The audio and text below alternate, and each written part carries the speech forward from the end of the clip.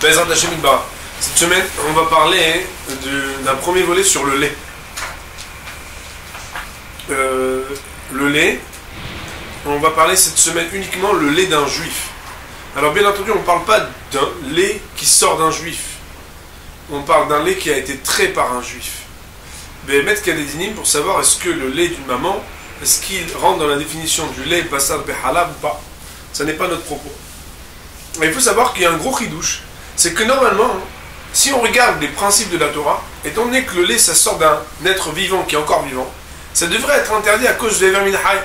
Toute chose qui vient d'un être encore vivant, puisqu'une vache qui est morte ne donne pas de lait, alors Behemet ça devrait être interdit. Seulement on l'apprend que c'est permis, pourquoi? Parce que la Torah dit Eretz Zavat Halab Utvash.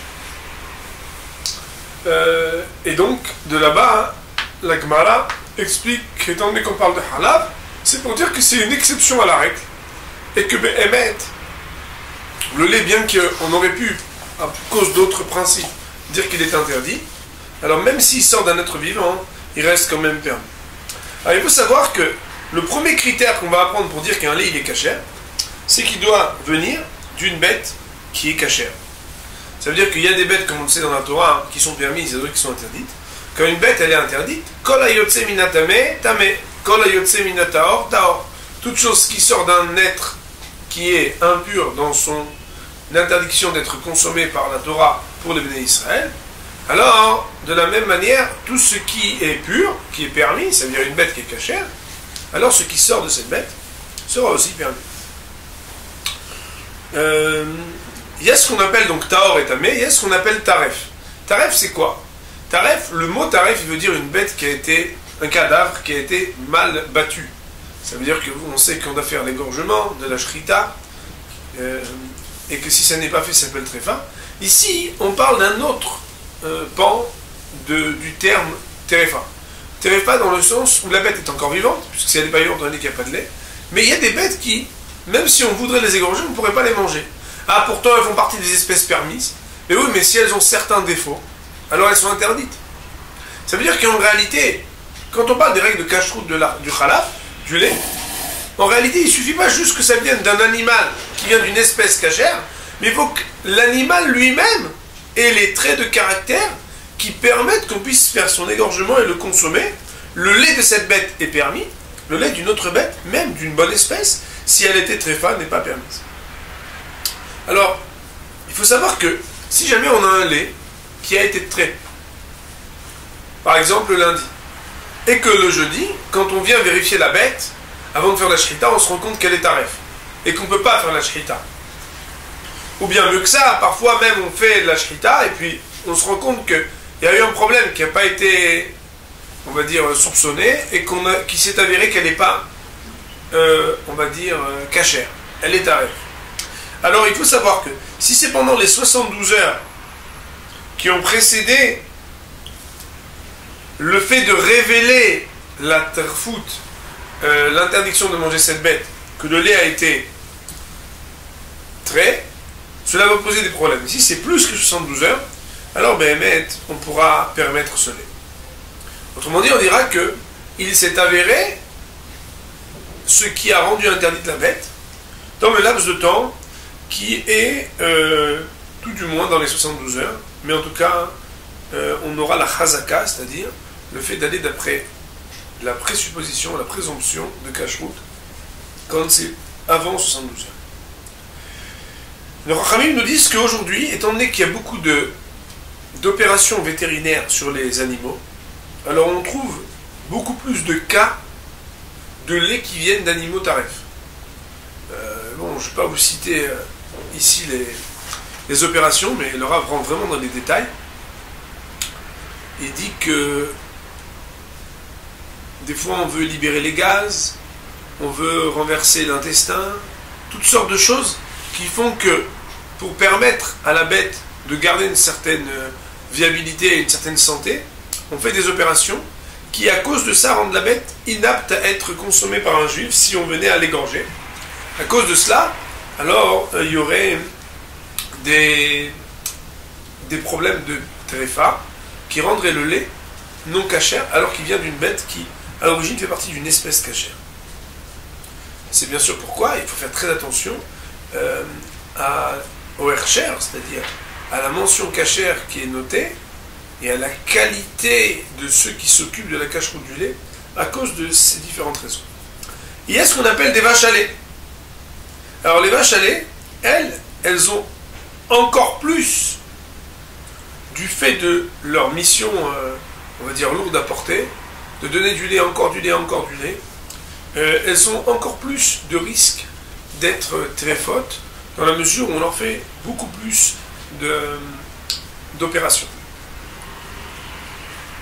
Si un lait est assourd,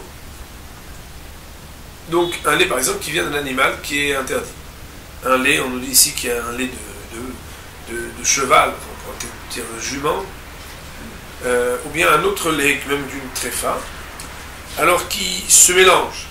Est-ce que Béhémet, il y a la loi de Batel Béchichim ou pas? Il faut savoir que oui. Si Béhémet se laisse mélanger et qu'il y a 60 fois son volume contre lui, même si a priori on ne va pas le mettre dedans, mais quand il est dedans, il est Batel Béchichim, ça veut dire qu'il s'annule contre 60 fois son volume. Si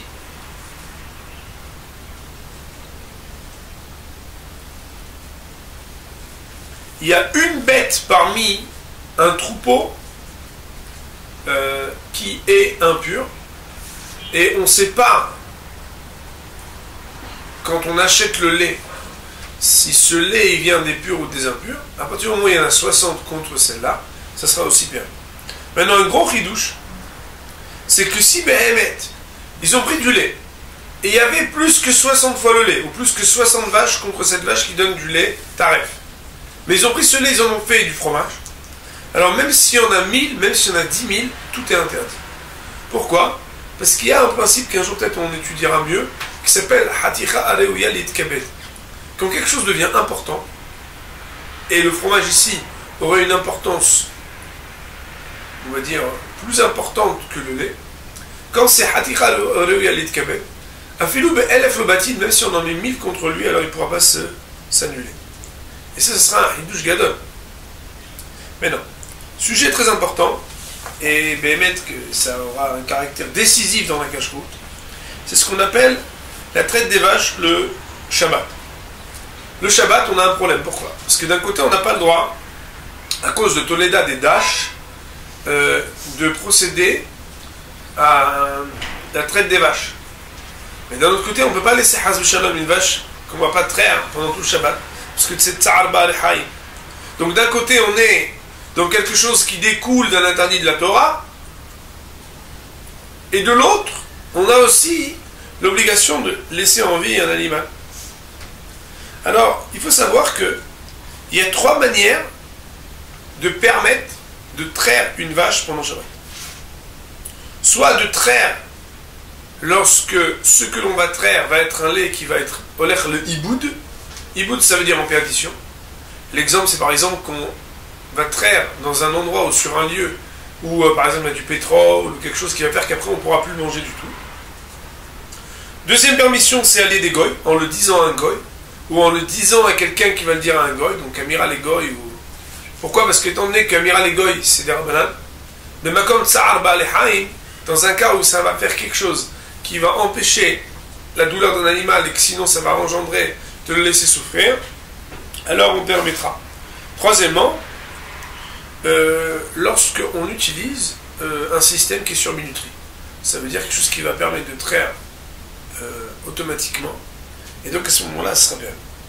Mais non, même si Béhémet c'est permis dans ces cas-là de traire le lait, il y a une des permissions, on ne peut pas le consommer, mais les deux autres, par un goy ou par une machine qui est sur Shabbat, alors Béhémet, on pourrait avoir un lait qui est de bonne qualité après. Alors il faut savoir que pendant Shabbat, le lait il est mouktsé. Si je ne me trompe pas, c'est mouktsé mishum nolan. C'est un des types de mouktsé qui fait que c'était pas avant et maintenant c'est une réalité. Et donc, on ne pourra pas l'utiliser jusqu'à Motzei Shabbat. Mais à Motzei Shabbat, à la sortie du Shabbat, on aura utilisé ce lait. Mais non, si quelqu'un a trait du lait pendant Shabbat, volontairement, normalement c'est interdit. Alors qu'est-ce qu'il a fait? Il a pris du lait, il a pris une vache, il a sorti du lait bémésid, volontairement pendant Shabbat. Alors il faut savoir que pour lui-même, c'est interdit à jamais. Donc cette personne-là, Réhouven, il a fait une traite des vaches pendant Shabbat. Il n'avait pas le droit, il était conscient et il l'a voulu. Pour lui, ce lait qu'il a sorti est interdit à la consommation à jamais. Par contre, pour les autres, c'est interdit jusqu'à Motzei Shabbat. Et il y en a même qui disent que c'est permis à Motzei Shabbat immédiatement quand termine le Shabbat et pas dans le laps de temps qui serait nécessaire pour traire. Alors, il faut savoir que les poskim, ils sont très durs. Ils disent que ça, c'est quand c'est ponctuel. Que Béhémet, on a le droit, nous, de consommer le lait que quelqu'un aurait fait Bémézi de manière volontaire pendant Shabbat alors qu'il n'avait pas le droit. Donc Réhouven a pris une vache, il a sorti du lait volontairement pendant Shabbat. La halakha, on a dit, c'est qu'on a le droit, nous, d'en profiter Motzei Shabbat. Les poskim, les décisionnaires disent ça, c'est uniquement quand c'est ponctuel. Mais si le type, il a une usine qui travaille Shabbat tout le temps, alors on a l'interdiction, pour le punir et pour l'amender de ce qu'il a fait, de profiter, en achetant ou non, de boire ce lait qui a été fait de manière fixe, de manière continue, pendant Shabbat. Il faut savoir que les labels, la méadrine sur le lait, quand il y a marqué la méadrine sur du lait, alors eux, ils ne s'appuient pas sur les permissions qui sont citées plus haut. Autrement dit, c'est toujours du lait qui n'a pas été trait pendant Shabbat. Comment ils font Béhémet? Alors, moi j'ai vu là que le Rav il explique, le Rav Fuchs il explique que, en fait, ce qu'ils font, c'est que le lait qui arrive en fin de semaine, dans la deuxième moitié de la semaine, c'est forcément, il dit, qu'il n'a pas pu être trait pendant le Shabbat. Et c'est pour ça qu'ils peuvent comme ça prévenir même d'un mélange avec un lait qui aurait pu être trait pendant le Shabbat. Par contre, il faut savoir que il y a d'autres herchéries, d'autres labels de cacheroute, qui eux s'appuient sur des permissions. Mais ces permissions, elles sont permises. À partir du moment où elles sont faites, comme on a dit tout à l'heure, par un non-juif, ou bien par une ma'arechet hashmalit b'sharot Shabbat, quand c'est fait par un système qui est automatisé et qui est mis sur minuterie. Il y a en Eretz Israël des décisionnaires qui ont interdit d'acheter du lait quand il vient d'un endroit où on élève là-bas aussi des animaux qui sont des animaux qu'on appelle tmeot, des hayot tmeot, des animaux dont on n'aurait pas le droit de boire de lait. Béhémet que on verra Be'ez Hashem les prochaines fois, mais en tout cas, ici on apprend une chose. C'est que, pour résumer, le lait, premièrement, c'est un hidouche extraordinaire que ce soit permis, parce que normalement, ça vient d'un être vivant qui est encore vivant. Et normalement, en vertu du principe qui dit que Ever min hay, tout ce qui vient d'un être vivant, on n'a pas le droit de le consommer. Alors de la même manière, on aurait dû normalement interdire, sauf que la Torah elle a permis exceptionnellement le lait. Ensuite, on a expliqué les lois qui font que on ne peut consommer que du lait qui vient d'un animal qui est pur, et pas seulement pur, c'est-à-dire d'une espèce qu'on aurait pu égorger, mais d'une bête qui en l'occurrence n'a pas de défaut qui aurait engendré un problème, même si elle vient d'une bonne espèce pour pouvoir la consommer. On a dit que, étant donné qu'aujourd'hui il y a beaucoup d'opérations vétérinaires qui font que, en particulier pour les vaches à lait, mais de manière plus générale, les animaux subissent des opérations vétérinaires, puisqu'aujourd'hui on peut y procéder, on peut profiter de cela, alors cela peut amener à ce qu'une bête elle devienne tréfa, il faudra faire attention.